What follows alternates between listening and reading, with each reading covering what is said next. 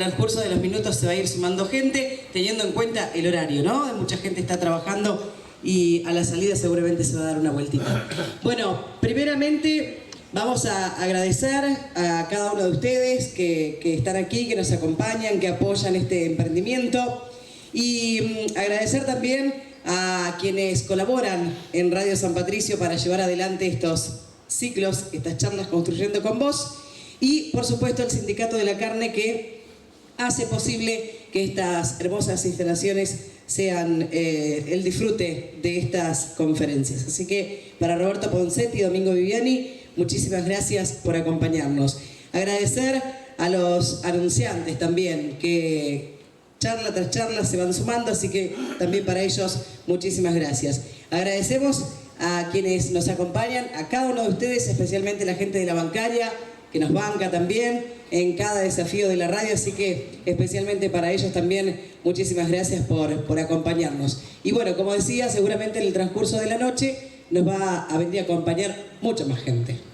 Esperemos que sí, el encuentro lo merece, y la calidad del disertante hoy, que nos va a ayudar a pensar y a recuperar un poco nuestra soberanía de la cabeza, como se titula su libro. Le agradecemos especialmente que nos haya concedido esta posibilidad de estar aquí con nosotros el diputado provincial, periodista, investigador Carlos Delfrade. 62 años dice que tiene, ¿no? Muy bien. No aparentas. Es egresado, 80,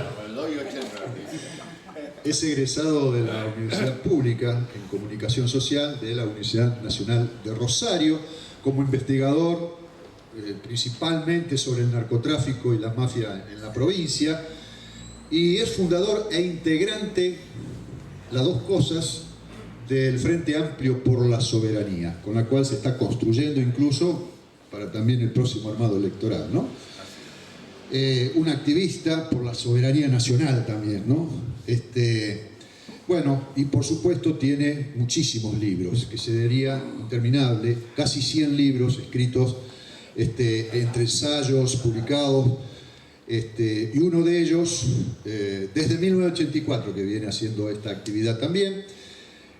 Uno de los libros que hay un montón, hay muchísimos, pero que yo quiero rescatar es Perón, AAA y los Estados.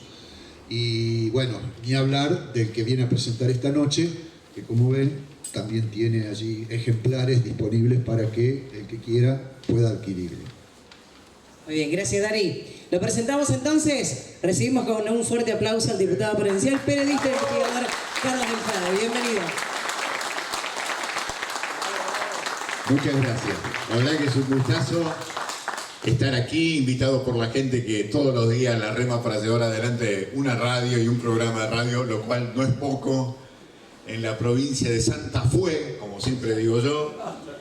No es poco, y menos en una ciudad como Rafaela, con las características tan especiales de la historia política, cultural, económica y sanitaria de Rafaela, y claramente hay que agregarle lo judicial de Rafaela, que no es poca cosa. Así que en medio de ese contexto, llevar adelante una radio, un programa de radio, es realmente una lucha casi épica. Así que los felicito y les agradezco profundamente el haberme invitado para presentar esto. Esta es la presentación número 22 de este libro. Así que es un gustazo poder hacerlo aquí en Rafaela. Y además con algunas cuestiones que hacen a lo que significa intentar hacer un libro para buscar construir acercamiento real y concreto con la gente. Nosotros elegimos este libro a través de 5 temas. Este libro desarrolla 5 temas. Los 5 temas que desarrollo no se los voy a contar entero, porque si no nos vamos a la hora que tengo que tomarme el éter de vuelta, que es a las 4:50, para llegar de forma lo más directa posible a Rosario. Pero el libro tiene 5 temas. El primer tema tiene que ver con el desarrollo de la inteligencia artificial y en lo que nos hemos convertido. Ya dejamos de ser seres humanos. Esta es la primera noticia. El segundo tema que se desarrolla en el libro es la utilización política de la religión. Hoy esto está presente no solamente en la Argentina, en la provincia de Santa Fe, está presente en Estados Unidos, está presente en todos lados. La manipulación de la historia original del cristianismo dejando de lado la construcción del reino de los cielos y hacernos creer a todos que lo más importante es creer, dejar de lado la razón. Tremenda calamidad que viene incluso del triunfo de la Argentina en la Copa del Mundo de Qatar, en donde nos dijeron, elijo creer, basta de eso. Alguna vez hay que elegir pensar, alguna vez hay que elegir pensar. Así que la utilización política de la religión es un capítulo muy importante. Yo allí hago un hincapié muy fuerte, incluso en algunas figuras que ustedes conocieron mucho en Rafaela, o yo supongo que lo conocen porque estuvieron en Rafaela, como es la historia del padre Brasca, como es la historia de Monseñor Saspe, historias que yo vine incluso a aprender acá, en Rafaela, durante muchísimo tiempo. Y cómo esa religión pensada en los años 70 hoy ha sido absolutamente socavada para hacernos creer que Dios está a la altura de lo individual. Ese es otro capítulo. La tercera parte es la utilización política del fútbol. El hacernos creer que el fútbol es solamente consecuencia de la guita, que solamente va a jugar al fútbol el que tiene guita para llegar, y eso ha generado que en pueblos de Santa Fe, en pueblos de Entre Ríos, en pueblos de Córdoba, en pueblos de Buenos Aires, los narcos se metan detrás de esos clubes para hacer varios negocios sobre los cuales habla el libro y sobre lo cual podemos hablar. El cuarto tema es el tema de la ecología. La provincia de Santa Fe es la provincia y la geografía que ha sufrido uno de los ecocidios más grandes del mundo, que es el ecocidio de la Forestal, que fue un negocio planificado por la empresa apoyado por Gran Bretaña y que ha destruido una región extraordinaria de la provincia de Santa Fe, que es el norte profundo. Nos deben los ingleses solamente en Quebracho Colorado 3.500 millones de dólares, como alguna vez lo calculó la Facultad de Ciencias Económicas de la Universidad de Buenos Aires, que yo sueño que alguna vez, aunque sean los nietos de los presidentes comunales hoy de los pueblos forestales, cobren ese dinero que nos deben los ingleses. Los ingleses no solamente nos deben Malvinas, nos deben la destrucción del norte profundo de la provincia. Un ecocidio que sigue hasta hoy, porque la mayor cantidad de gente con necesidades básicas insatisfechas está en los 6 departamentos del norte de la provincia de Santa Fe. Y el quinto tema es la cuestión de la historia a partir de lo que hoy se cumple, que son 50 años de un año clave, que es 1975. 1975 es clave porque es el prólogo de lo que va a ser la Noche Carnívora, que se inaugura el 24 de marzo de 1976. Y muchos postulados políticos, judiciales, que hoy escuchamos en el 2025, tienen un tremendo parecido, un sabor agriamente parecido a lo que se escuchaba en 1975. Son los 5 temas del libro. Eso está presentado. Pero elegí el tema que ha convocado a multitudes en estas 22 presentaciones. La soberanía de la cabeza. ¿De quién es la cabeza de cada uno de ustedes? ¿De quién depende la cabeza de cada uno de ustedes? Entonces la historia empieza desde lo particular. Por eso el libro tiene algunas cosas que está bien escrita. Efectivamente he escrito más de 100 libros y yo escribí un montón de libros para venderlos. Porque como me echaban como un perro de los grandes medios de comunicación, necesitaba hacerme de guita. Y tenía que salir a vender libros por las bibliotecas populares de toda la provincia de Santa Fe. Y así empecé a conocer la provincia de Santa Fe. Y pocos de esos libros son lindos literariamente. Tienen muchísima información, pero no son buenos. Este sí tiene cosas buenas. Como tuvo cosas buenas un libro sobre Belgrano, que escribí en el 2012 cuando se cumplieron 200 años de la creación de la bandera. Y este libro empieza con algo que me pasó. No sé si ustedes saben, pero yo soy un resucitado. Ustedes podrán decir, sí, sos un piojo resucitado, lo cual es cierto también. Pero en realidad soy un resucitado. La historia es así. 10 años tiene esta historia. El 10 de mayo de 2015 yo estaba corriendo, verbo excesivo si los hay. Yo estaba trotando una maratón de 21 kilómetros en la ciudad de Rosario, muerte súbita. Muerte súbita. Que yo esté contándole esto a ustedes es porque solamente el 7% de los que tienen muerte súbita viven para contarla. Yo formo parte de ese privilegiado 7%. Fue impactante porque cuando me hacían estos ejercicios de reanimación, ni de casualidad me pusieron los famosos electrodos. ¿Vieron en las películas cuando le ponen los electrodos? Tampoco salía, me tuvieron que poner una inyección directamente en el corazón. Ahí reaccioné, me operaron 10 días después porque no se me paraba la taquicardia y me abrieron como un pollo, literalmente como un pollo, y tengo 3 bypass. Y por eso vivo para contarla.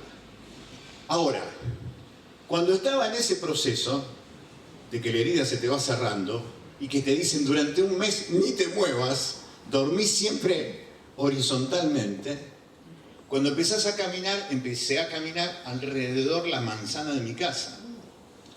Eso fue lindo porque políticamente me dio la primera diputación provincial. Ahí la gente me votó de lástima. Como los medios de comunicación informaban que el salame de Delfrade se había muerto en una maratón y lo informaban todos los días, tuve una prensa que jamás tuve en mi vida. Entonces a la gente le dio lástima y me votó. Y fue la primera vez que fui diputado provincial. Después se ve que la gente se puso peor y me siguió votando.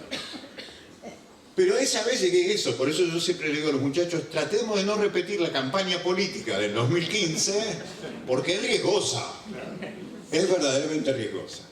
Entonces empecé a caminar alrededor de la manzana de mi casa con mi hija menor, la Luli. La Luli hoy tiene 22 años, pero en aquel momento tenía 12 años. Entonces caminaba muy despacito con este julepe que te daba que se te podía abrir la herida.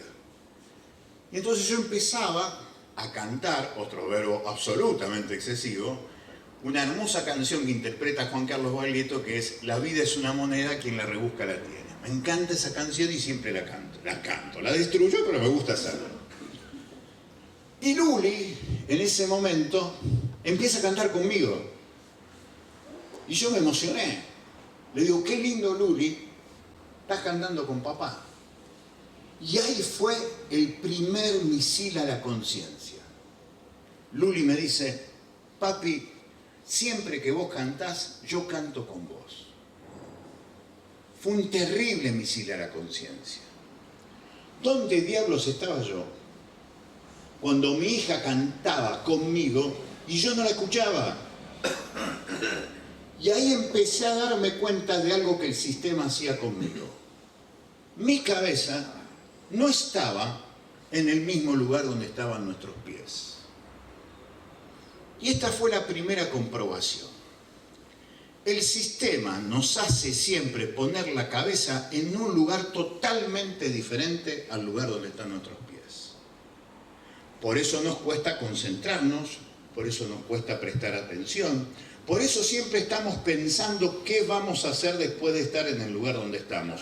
Con lo cual tiene muchas consecuencias existenciales mínimas. No aprovecho, no valoro, no le encuentro sentido a lo que estoy viviendo porque siempre el sistema me hace... Esto si lo podemos dejar sería buenísimo. Gracias. Lo que pasa es que tenemos la transmisión en vivo. Ah, perdón, entonces hay que seguirlo. Me imaginé que era por eso. Me tiré el lance.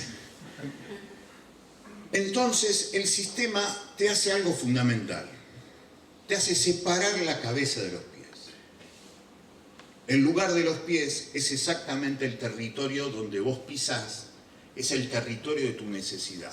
El tema es dónde te llevan a poner la cabeza. Entonces, en estos 10 años empecé a leer muchísima filosofía actual, de gente realmente muy valiosa.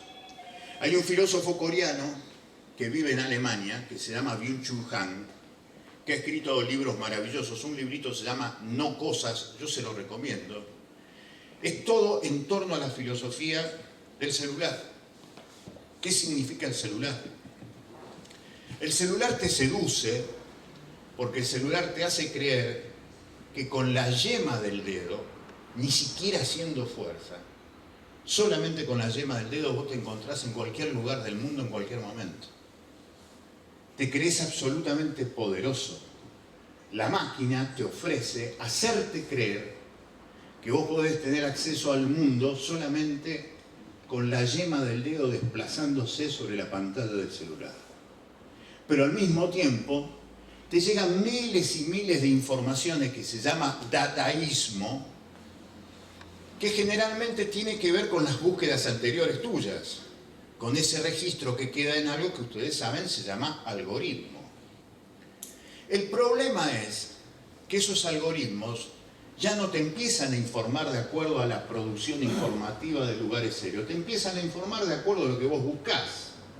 Por lo tanto, tu cosmovisión termina siendo exactamente el reflejo de tus búsquedas. Y empezás a pensar que lo que realmente te hace esto es darte la razón de lo que vos pensás sobre el mundo. Pero el problema es que empezás a ser pensado por eso que te llega. Porque desplazás la información cierta, precisa, rigurosa, documentada, eso que forma parte del patrimonio de los que todavía nos definimos como periodistas de investigación, eso se deja de lado. Y empieza a aparecer una concepción del mundo en donde lo colectivo queda de lado, la historia no sirve para nada, es el presente, sos vos mismo frente al presente, y si vos no encontrás las respuestas para este presente que vivís, te enojas. ¿Y te enojas con qué? Con la política, con el gremialismo, y te enojas incluso con cualquier propuesta colectiva que te diga comprometete, porque enojarte solo no te sirve para nada. Pero el sistema te dice con el algoritmo que sí, tenés que estar enojado. Y cuando estás enojado, el mejor que te representa es el que lleva mejor ese enojo. Eso tiene consecuencia política. Eso tiene consecuencia política. Se destruye la conciencia colectiva de la persona que surge de la conciencia histórica. No hay conciencia social si no hay conciencia histórica. La destrucción de la conciencia histórica es directamente proporcional a la idea de que la solución o la felicidad termina siendo una búsqueda individual. Y dice Byung-Chul Han algo más importante todavía. Byung-Chul Han dice, nosotros dejamos de ser Homo sapiens. Empezamos a ser a partir del año 2007, en donde aparecen los smartphones, que son los teléfonos celulares con datos, empezamos a ser Phono sapiens. Somos mitad seres humanos, mitad máquinas, pero con una particularidad. Te levantás y te acostás mirando el celular. Y vas a hacer de acuerdo a lo que el celular te manda en tu cabeza, con lo cual vos pensás a partir de lo que el celular te dice que vas a pensar. Y entonces viene un problema que aparece en todas las charlas. Cuando yo le pregunto a la gente, ¿ustedes sienten que tienen problemas a la hora de concentrarse y prestar atención? Y la mayoría de la gente, de distintas edades, de distintos grupos sociales, dice, sí, me cuesta concentrarme, me cuesta leer una nota, me cuesta ver el capítulo de la serie que elijo ver. Entonces la gente dice, lo que pasa es que tengo problemas particulares. No es problema particular. Hay otro filósofo que se llama Eric Sadin, que escribió un libro maravilloso que se llama Antihumanismo Beligerante. El libro mío tiene como segundo subtítulo lo contrario, Humanismo Beligerante. Eric Sadin habla del antihumanismo beligerante que viene por esto, porque se ha generado a través de los multimillonarios que manejan toda esta tecnología algo que se llama economía de la atención. Y la economía de la atención es chuparte la atención, aunque sea por cada 15 segundos que cuando te aparece un mensaje de celular. Eso genera que vos nunca estés concentrado, nunca tu cabeza esté sobre tus pies. Nunca tu cabeza esté pensando en lo cercano.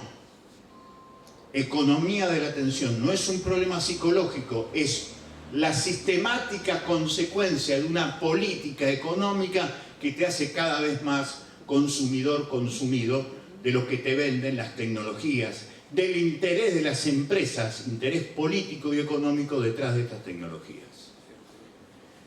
En el año 2022, el 30 de noviembre del 2022, cambia definitivamente el mundo. Aparece algo, ya lo tomo el micrófono, ¿eh? Estoy pensando en la camarógrafa que la estoy volviendo loco y me muevo de un lado para otro. Aparece en el mundo algo que nos llega a través del celular, que apareció con esa primera palabrita meta, que es en realidad inteligencia artificial. Eso que se llama ChatGPT.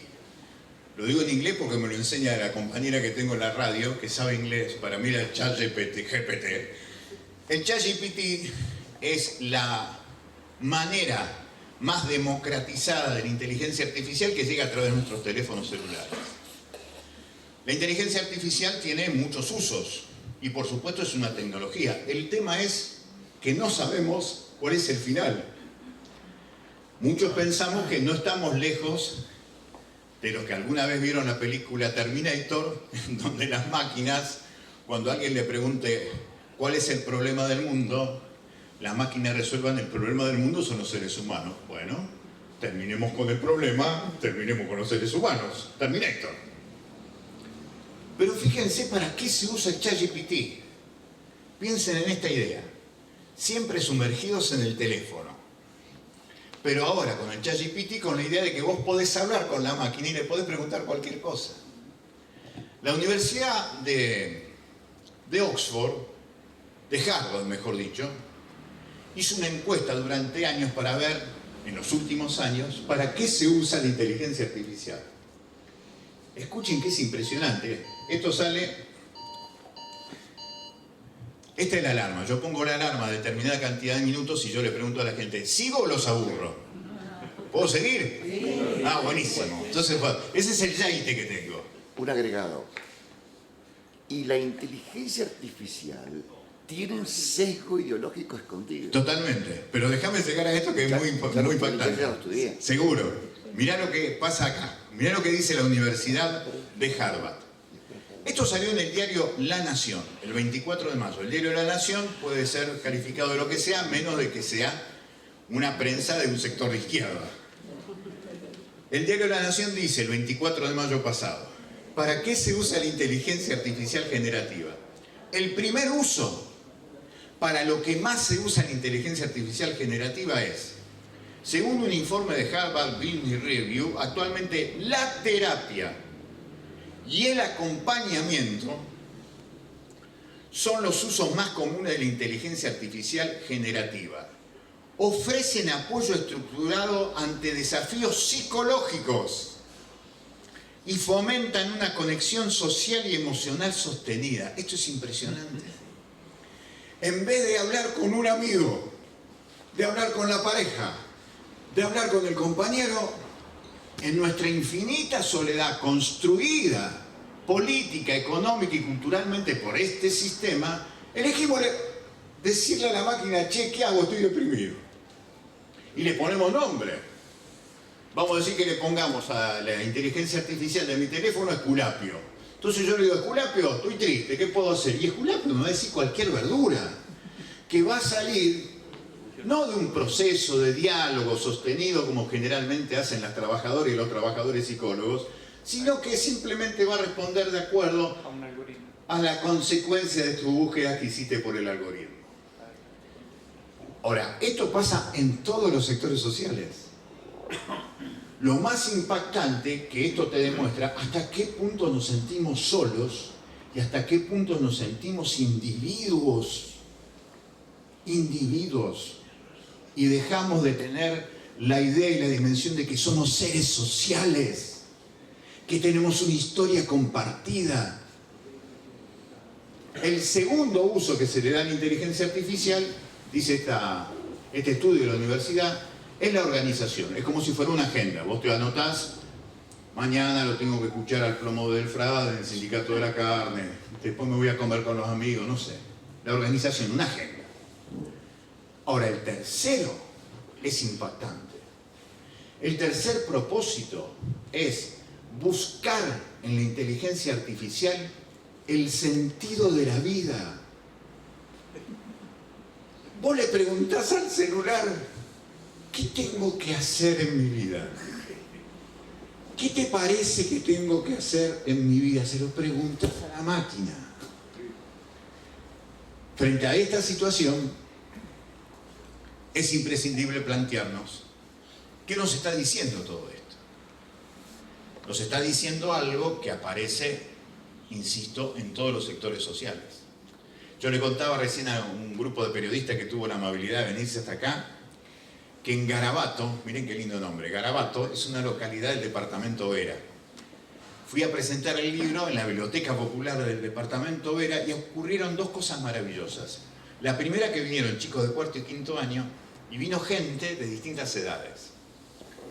Y los chicos de cuarto año en un momento determinado se sintieron tan a gusto que tuvieron confianza de contarme su drama. El drama era que en la escuela le habían prohibido el uso del celular. Me levantó la mano un pibe de cuarto año y me dice: usted no puede hacer nada para que nos devuelvan el celular. Entonces yo le dije, y lo primero que tendrían que hacer es hablar y encontrar un código de convivencia entre los docentes y ustedes para usar el celular en determinados momentos y en determinados momentos no. Porque en estos 4 meses, me dice el pibe, la verdad que se me hace muy difícil vivir sin el celular. Tremenda definición. Al lado, el chico, supónganse, estaba acá, una chica estaba ahí. Y la chica me dice, bueno, yo desde hace 4 meses, cuando pasó esto del celular, yo empecé a descubrir que tenía otras cosas. Volvimos a jugar en el recreo, volvimos a hacer deporte, volvimos a charlar, volvimos a jugar a las cartas. Y entonces yo decía, bueno, ¿ves? Vos tenés esa visión, mirá lo que dice tu compañera que debe ser de otro curso. Me dice, no, somos del mismo curso. Digo, ¿cómo? ¿Son del mismo curso y no se conocían los que opinaban? No, nunca habíamos hablado. Impresionante. Y una señora, una abuela ya, que estaba ahí en la charla, dio una definición más perfecta todavía, que sería el regocijo de este filósofo Byung-Chul Han, cuando la mujer dice, los domingos cuando yo invito a almorzar a mi familia, a mis nietos, a mis hijas y a mis hijos, lo primero que le digo, no hay wifi, entonces se apaga el celular. Pero ¿sabe por qué del frade le digo eso? Porque dependemos tanto del celular que en medio de la mesa alguien va a pedir la mayonesa por WhatsApp. Entonces no quiero llegar a que me pidan a mirar la mayonesa por WhatsApp. Cuando yo estaba, eso fue en Garabato a la mañana. A la noche me voy al Instituto de Formación Docente de Vera, con chicas y chicos que están estudiando para distintos profesorados. Voy contando todo esto y cuando cuento que allí en Garabato se había cortado durante 4 meses el uso del celular, una docente dice, ¡qué inhumano! Escuchá la definición. ¡Qué inhumano dejarlo sin celular! Cuando dijo eso, yo por supuesto, obviamente respeté lo que decía, pero le destaco, fíjese señora lo que está diciendo. Que dejamos de ser seres humanos y dejamos de lado el celular. ¿No será al revés? ¿Qué edad tenía la docente? Y tenía entre 30 y 35 años. Entonces, ahí lo que claramente le decía, usted le está dando la razón a este filósofo que vive en Alemania, porque sería muy feliz de comprobar que lo que dice él sobre que dejamos de ser Homo sapiens y empezamos a ser Fono sapiens, es lo que usted está diciendo. Porque usted está diciendo que es inhumano dejar de lado la máquina. Y dejamos de ser Homo habilis. Exactamente. Y después aparece el otro, Homo estúpido. que lo tenés hoy, cuando les debe haber pasado a ustedes con miles de procedimientos en donde la máquina le dicen a ustedes, usted no es un robot. ¿Vieron? La máquina te pregunta a vos.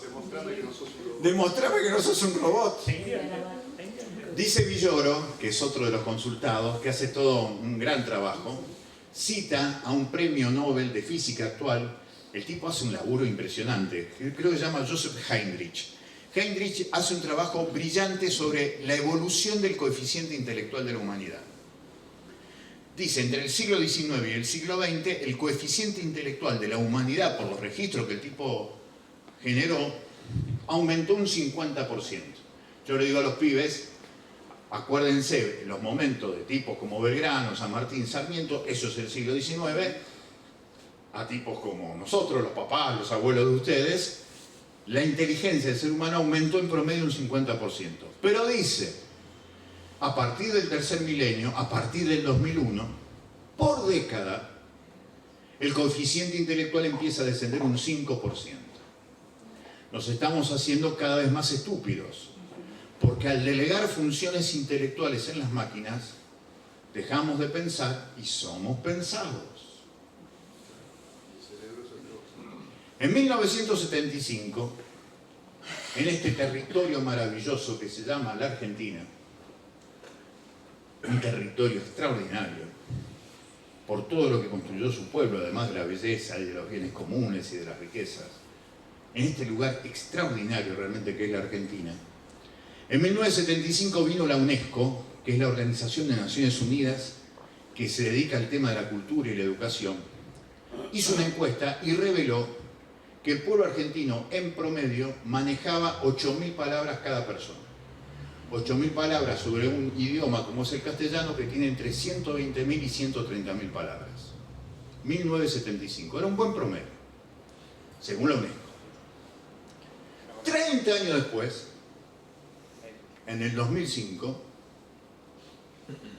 la UNESCO volvió a hacer la encuesta. Y resultó que de aquellas 8.000 palabras que teníamos en 1975, hoy teníamos, en el 2005, 20 años atrás ya, en el 2005 manejábamos 800 palabras. 10 veces menos. Como promedio, insisto, como promedio. Esto es fundamental, porque tiene que ver con el primer subtítulo del libro. Cuanto menos palabras vos tenés, más palabras ajenas repetís.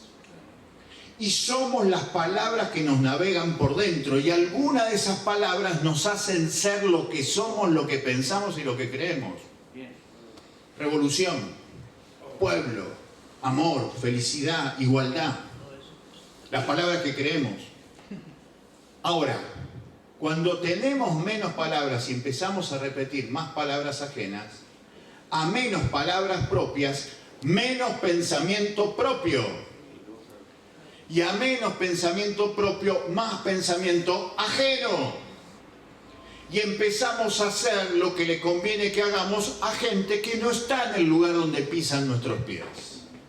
Y nos van a llevar a un territorio, por la colonización de la cabeza, a un territorio totalmente ajeno a nuestras necesidades. Nosotros frente a esta situación decimos soberanía de la cabeza, palabras propias y humanismo beligerante. Encontrarnos. Lo humano se define por el encuentro personal con el tiempo compartido. Nos han hecho creer que el verdadero tiempo es el valioso, el tiempo por el cual vos generás guita, te convertís en una especie de Uber de vos mismo, porque ganaste determinado tiempo, entonces lo tenés que aprovechar para ganar guita. No, pará, hay otras cosas. Hay algo que se llama amor, hay algo que se llama amistad, hay algo que se llama goce, hay algo que se llama estudio. Lo humano está más allá de eso. Por eso lo que nosotros decimos y proclamamos es la necesidad de un humanismo beligerante frente a esta situación. Esto es una tecnología, pero detrás de la tecnología hay intereses. Por eso estas cuestiones hay que discutirlas. Termino diciendo frente a esta situación, ¿qué hacemos frente a esta situación? Lo que nosotros estamos proponiendo por sobre todas las cosas es esta idea de buscar en nosotros mismos la dimensión histórica. No somos solamente largo, ancho y espesor, que es lo que se refleja en el espejo. Somos la consecuencia de la historia de un pueblo que todavía sigue soñando lo que dice el sueño colectivo inconcluso que está en los versos del himno, que fue escrito por un pibe de 24 años. Me pregunto si hoy hay pibes de 24 años que, como López y Planes decía, se levanta la faz de la tierra una nueva y gloriosa nación coronada a sus 100 de laureles y a sus plantas rendido un león. Qué difícil sería encontrar hoy un pibe de 24 años que escriba eso. Pero el pibe ese de 24 años decía algo más. Vamos a vivir con gloria el día que en el trono de la vida cotidiana esté la noble igualdad. Una gran psicóloga que se llamaba Silvia Bleismar, con quien tuve el gusto de entrevistarla varias veces, me decía que cada generación argentina que se despierta necesita recuperar el ideal por la emancipación, necesita recuperar el ideal por protagonizar la independencia. Yo soy de esas ideas y venimos a compartir este libro con ustedes con ese deseo, aprovechando que volví de la muerte supe valorar estos momentos en donde trato de estar intensamente con mi cabeza donde están nuestros pies. Porque en definitiva la pelea, como siempre, es la pelea, como dicen los grandes escritores, del amor contra la muerte y el poder. Muchísimas gracias por venir.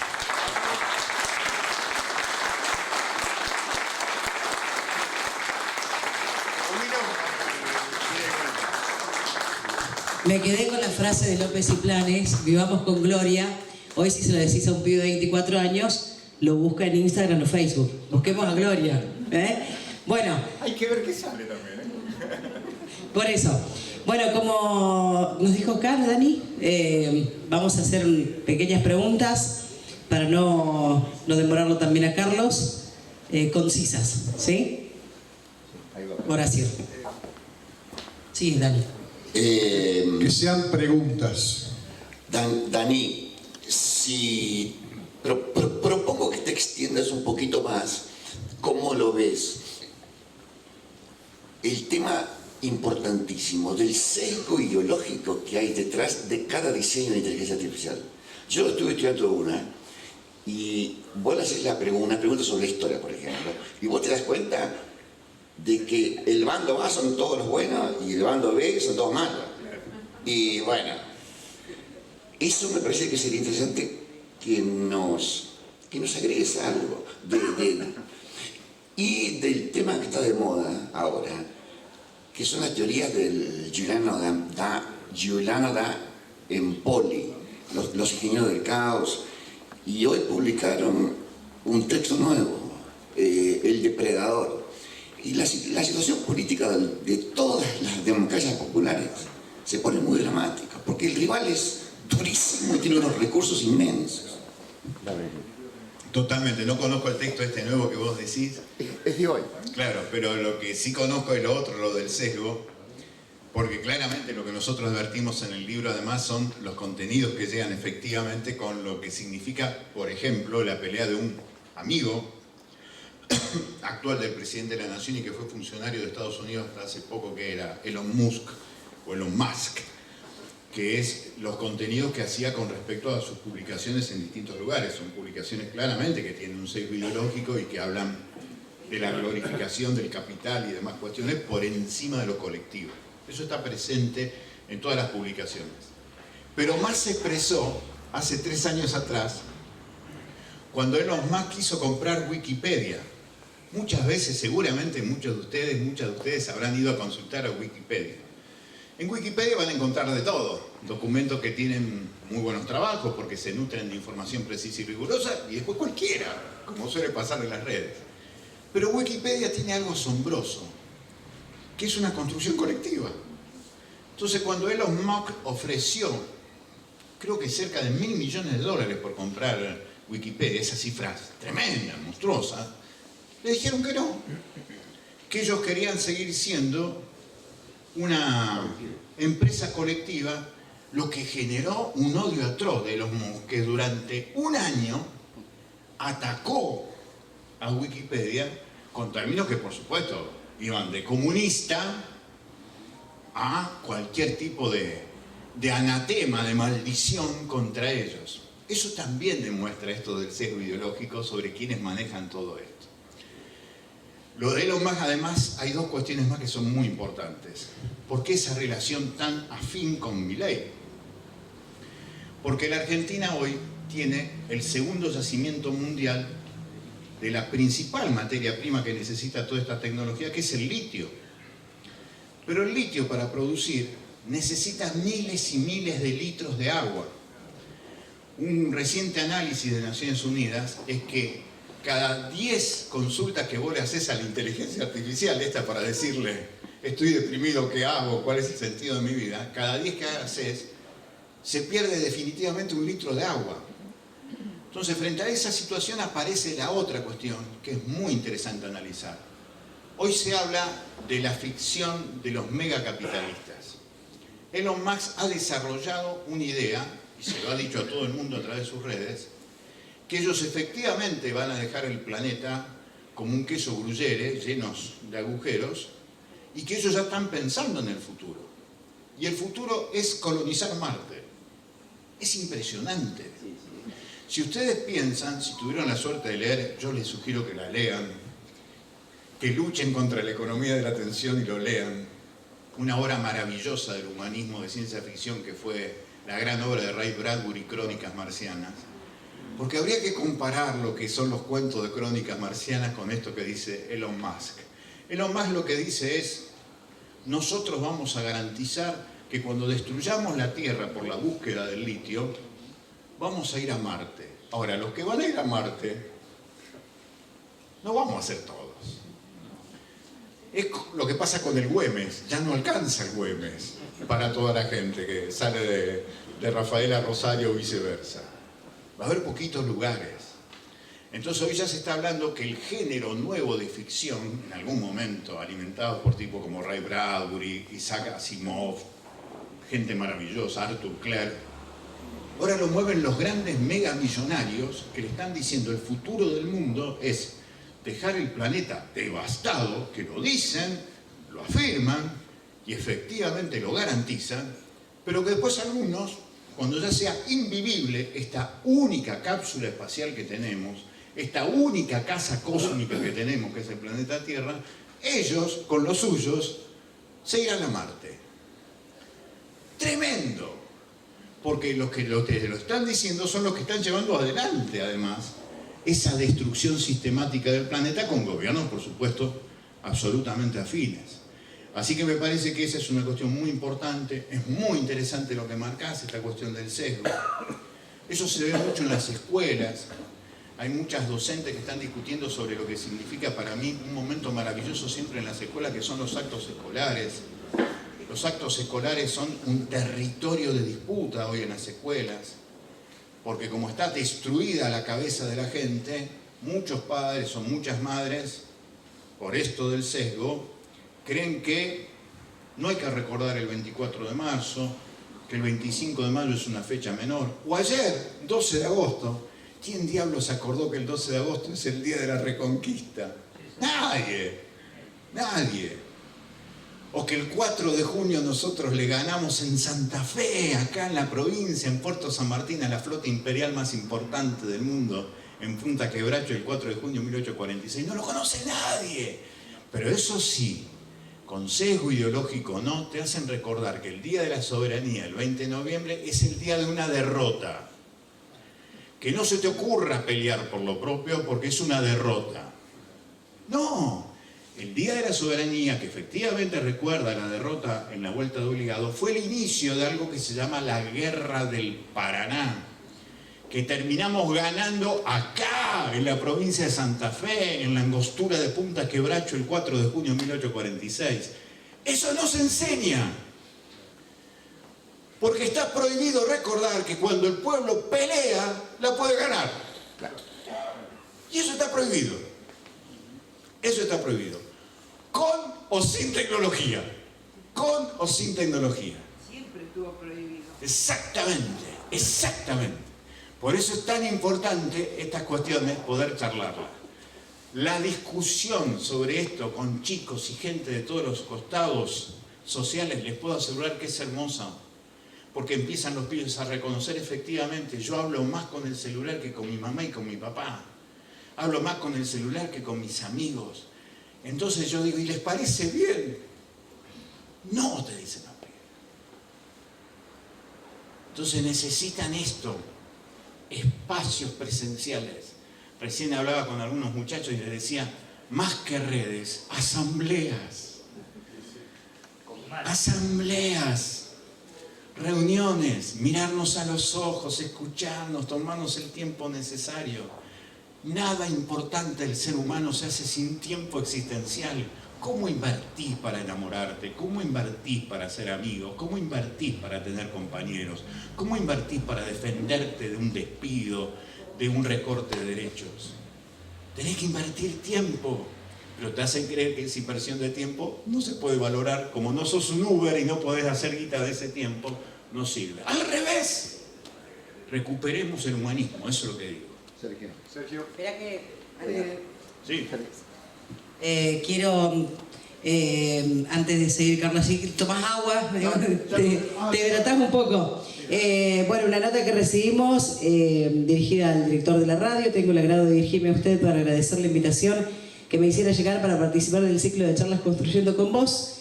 Bueno, dado que no podré estar acompañándolos en ese grato momento, quiero enviar un cálido saludo a todos los allí presentes. Nos envía esta nota el senador provincial por el Departamento Castellanos, Contador Público Nacional, Alcides Calvo. Y también invitarlos para el próximo 11 de septiembre, porque será Día del Maestro y tendremos una invitada. Esta vez mujer, siguiendo con este ciclo de charla propuesto por un programa de radio que tiene esta intención, aportar a la construcción colectiva de pensamiento crítico y de ahora con la soberanía de la cabeza. La próxima charla, el 11 de septiembre, el jueves 11 de septiembre, con la doctora Natalia Salvo, es una abogada laboralista, y el tema que viene a presentar, la discusión del trabajo en la Argentina, nada más ni nada menos. Así que desde ya quedan todos invitados para el 11 de septiembre reunirnos nuevamente aquí y seguir con este ciclo de charlas que continuará también más allá de septiembre. Seguimos con las preguntas con Sergio. Sí, Dale nomás, sí. hola. Escucha, no importa. Siguiendo el análisis que hiciste bien gráficamente, cómo separamos del órgano pensante del órgano doliente como Sí. el pie. Mi pregunta tiene un trasfondo político y trato de aferrarme a una esperanza. Sí. Si duele el pie, ¿hay esperanza de que se conecte el órgano pensante o no? Sí, claro. Sí, sí. Sí, porque en definitiva lo que suele pasar, que es lo que está pasando por otro lado, cuando vos te encontrás con más de la mitad de la gente que no va a votar, es porque duelen los pies. Y la gente se empieza a dar cuenta de eso. El problema es que, como existe el sesgo ideológico, el poder económico garantiza que ese que está enojado ya ni siquiera vaya a votar.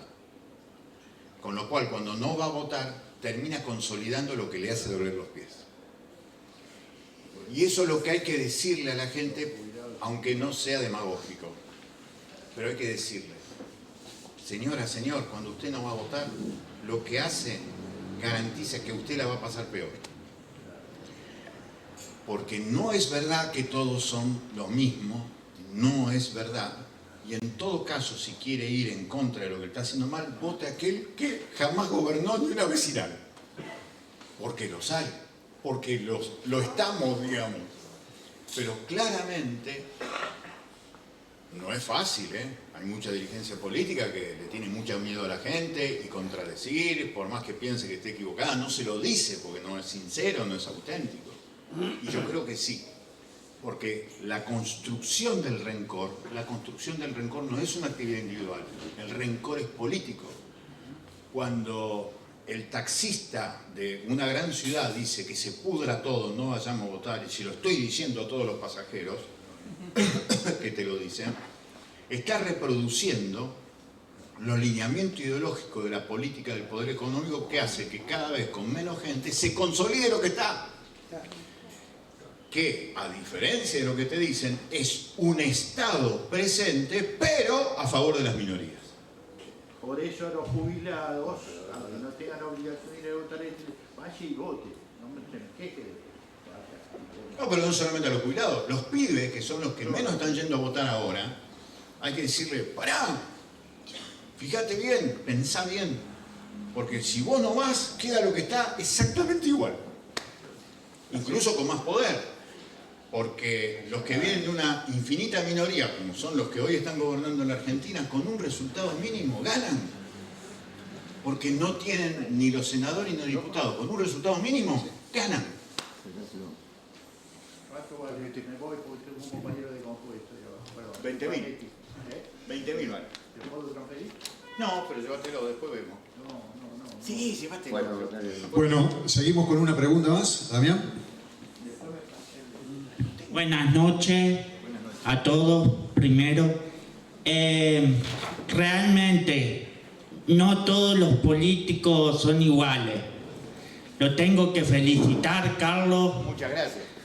porque usted es sencillo, porque se vino de Rosario en colectivo, y esto hay que resaltarlo bien, porque en estos tiempos en que vivimos ningún político haría esto. Así que un aplauso pido.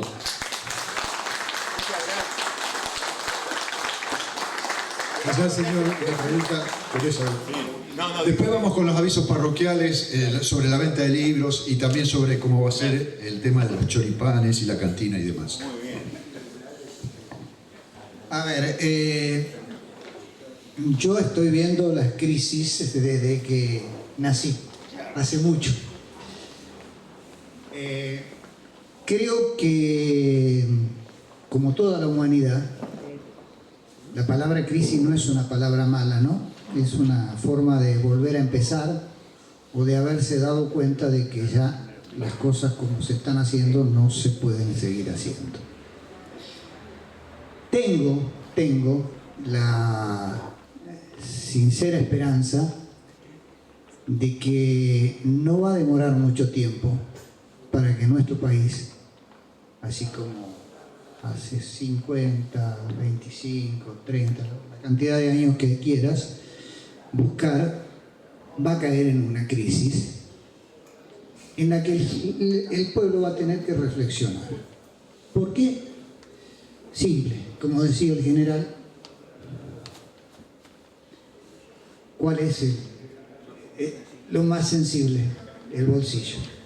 Y yo creo que va a haber mucha gente, lamentablemente, muerta de hambre, de necesidades, medicamentos, lo que vos me digas, y ahí va a llegar. Lamentablemente creo que luchar contra la tecnología va a ser muy difícil, muy difícil. Lo veo cuando hablo en mi celular o cuando me siento en una computadora o cuando charlo con la gente, soy más del diálogo, pero creo que lamentablemente hay que esperar que el edificio se derrumbe para empezar a edificarlo de nuevo. Damos una pregunta más y después responde, ¿sí? Carlos, buenas noches. Pandemia. Perdón, sí. Buenas noches. Pandemia. Individualismo. Era digital. Mirá qué síntesis están haciendo vos que estás en la radio. Todas síntesis te están apareciendo. No, las dos cuestiones. En primer lugar, En primer lugar, ¿cuál es su nombre, señor? Héctor, la verdad que yo le tengo que agradecer porque desnudó pensamientos muy profundos, como quien da vuelta el bolsillo y pone las pelucitas, ¿viste? Cuando sacás las cosas del alma, no es sencillo. Así que yo te agradezco eso. Y después lo que dice el amigo tiene razón en esa síntesis, esas tres palabras, o de esos tres conceptos.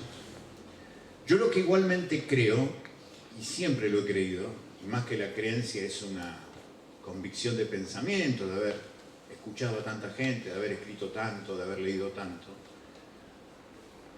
Yo suelo pensar que el futuro siempre está abierto. Los griegos tenían la idea de la moira, del destino, de que todo está escrito y demás. Tengo mis dudas sobre eso. Yo creo que estoy más del lado del pensamiento del libre albedrío y de la posibilidad de que el azar haga que las historias cambien de un momento para otro, y estar atento para que en ese momento no me quede en mi casa ni mirando la computadora ni mirando el celular, ¿no? Así que yo creo que lo que hay que tratar de empujar son la construcción de oportunidades intergeneracionales, porque yo creo en eso, intergeneracionales, y el protagonismo, estar junto ahí. Quizás tengamos sorpresas y no tengamos que llegar efectivamente a lo que vos marcás, que además es casi, te diría, efectivamente una especie de clave histórica en cualquier lugar del planeta. Pero creo que efectivamente, más allá de eso, el futuro no está para nada cerrado, el futuro está abierto, Y yo además estoy acá porque soy absolutamente optimista en este sentido. Soy absolutamente optimista en el protagonismo histórico. Entonces no cuenten conmigo para ninguna resignación, por más que los enemigos sean poderosísimos. Es más, cuanto más poderoso el enemigo, mejor. Porque es con quien realmente te debes enfrentar. Así que me parece que es, primero, la idea. Yo tengo gente que amo, mis hijas. No estoy de joda. A mí no me da igual que le afanen la vida a mis hijas. Claro, peleamos por lo que amamos y eso no es joda, ¿eh? Seas de cualquier cosa, hayas votado el que quieras. No se metan con eso. Entonces necesariamente hay que estar siempre estudiando, escuchando, cerca de la gente y tratar de hacer esto, asambleas, estar atentos, movernos, decir que no, sirve decir que no. La política lamentablemente se ha convertido en una especie de carnaval de resignación frente al poder económico. Que lo que dice Vicentina hay que aceptarlo, lo que dicen las multinacionales hay que aceptarlo, lo que dice la Bolsa de Comercio hay que aceptarlo. ¡Basta, hermano! ¡Basta! La agenda de la política es la agenda de la sociedad, de lo social. Entonces me parece que, bueno, yo tengo esa idea. Yo comparto las dos afirmaciones, pero les pido la gauchada que intelectualmente dejen un lugarcito para lo que pueda parecer como protagonismo si somos capaces de acompañar a la gente que efectivamente no la está pasando bien. Apostar a la cultura del encuentro, se dice, ¿no? También una buena síntesis. Señora. Hola, un gusto conocerte, Carlos. Gracias, muy A amable. través de mi hijo, Lisandro Región, y es que... Mira. Sí. Mándale un abrazo. No, si sabe lo que voy a... Madre, cállate, siempre me dice. Bueno, gracias a él te conocí, así que cuando voy a votar, te voto a vos, obvio. Si vos no estás, yo no voy a votar. Por eso, ¿cómo haces cambiar? Yo digo, yo trabajé en el Estado y sé lo que es. Bueno. Todos transan con todos.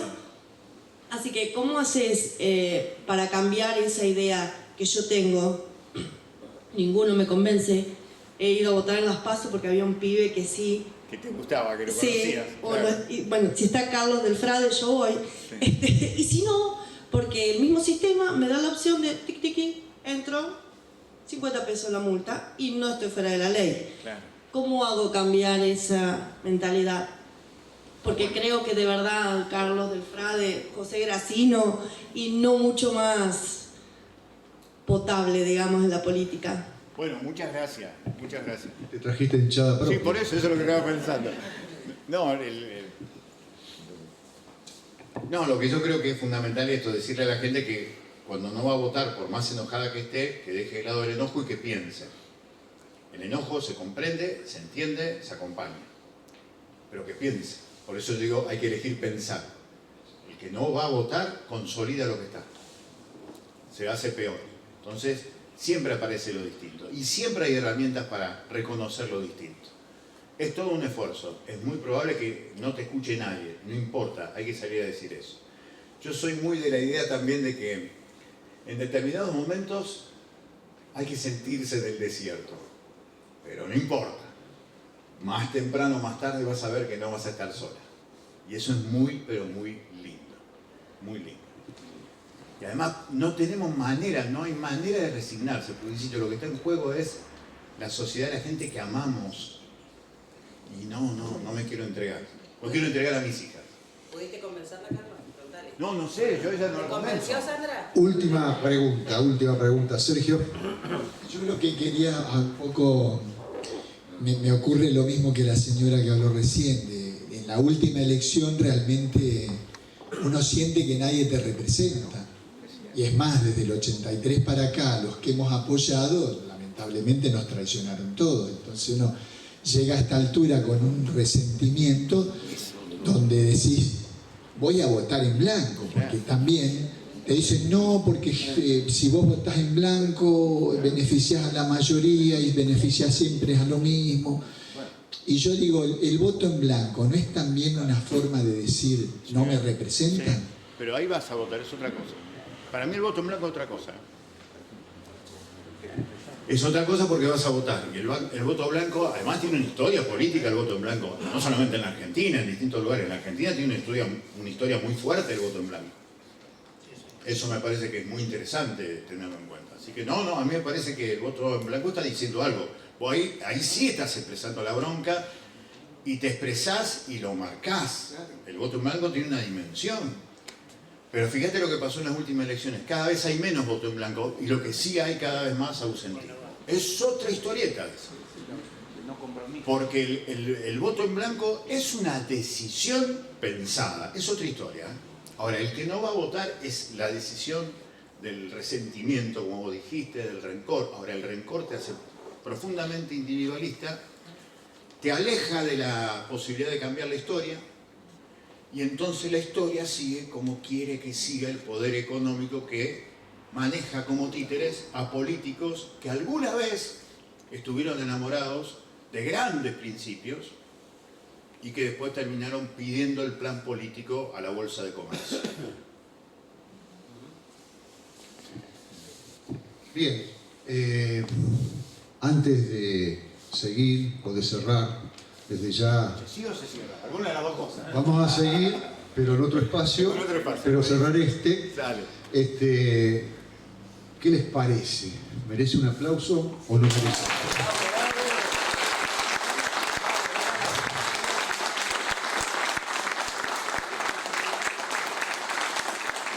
Ahora un par de cosas. Primero, los invitamos a compartir allá en el patio. Se van a ver ventas a precios muy populares de choripanes y está el uso de la cantina del sindicato ahí en la cancha de bocha, incluso para estar allí y compartir. Así que Carlos nos va a acompañar para seguir conversando con él y de paso hacemos la mástica, no solo la mística, ¿no? Y lo otro, ese era el otro aviso parroquial en el sentido de, primero, nada de comida acá arriba porque los del sindicato no nos lo van a prestar más. La comida es ahí abajo en el patio o en la cancha de bochas. Los baños están justamente del patio, los que necesitan baños aquí en este sector allá abajo. Y los libros, entonces, Carlos, ¿cómo se hace para adquirirlo? Es así, el precio que nosotros le pusimos al libro es un precio realmente militante porque está solamente a 20.000 pesos y van a ver que un libro grueso, es lindo el libro, la verdad que es lindo el libro, pero le pusimos a 20.000 pesos. El que no tenga los 20.000 pesos y tenga 10.000, 5.000, se lo lleva igual. Hagamos esa también contribución si les parece. Con la cuestión de eso de las transferencias no tengo manera. Pero bueno, acá hay algunos libros, el que quiera ponga lo que quiera y se lo lleva. Vamos a hacerlo así más simple. Muchísimas gracias por la atención. Carlos, ¿te vas a presentar o no como diputado nacional? Sí. Bueno, eso Frente Amplio por la Soberanía, ya lo anunciaron. Y ahí está abierta la puerta para el que quiera unir. Es otra historia. Bueno, esta es la idea de Construyendo con Vos. Proponer estos ámbitos